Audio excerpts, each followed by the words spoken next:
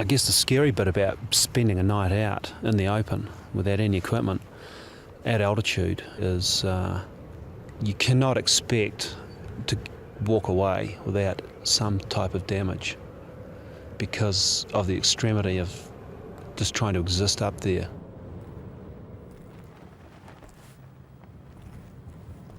Bivouac. French for mistake.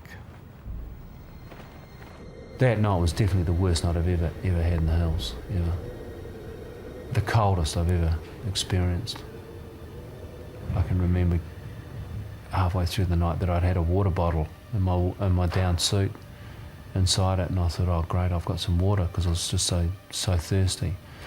And I reached in to pull it out, and I was shocked to see that it was frozen. And here it was inside my down suit, almost against my skin, and it was frozen solid.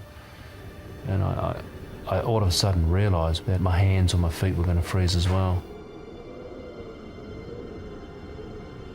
Mike would lie on my lap, and I'd put my arms around him and hold him and cuddle him and try and actually, as much as warm him, try and get some heat for myself from him. It just was amazing how long the night seemed to go on and on and on.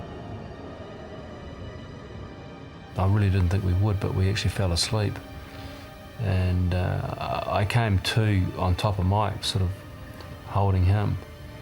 And he'd obviously been asleep for quite a while too. I knew straight away that my feet were frozen. They had a very numb sensation, very, very cold. It was just a sort of very wooden feeling. I'd sort of imagined that all we had to do was endure that night. And then once the sun was up in the morning, we could just almost charge down to Camp 6, pick up a bit of our gear, and then carry on down to our advanced base camp that day. And, basically when we're at ABC, the climb's over. It's like you're home free, you've made it. But the next day turned out to be probably the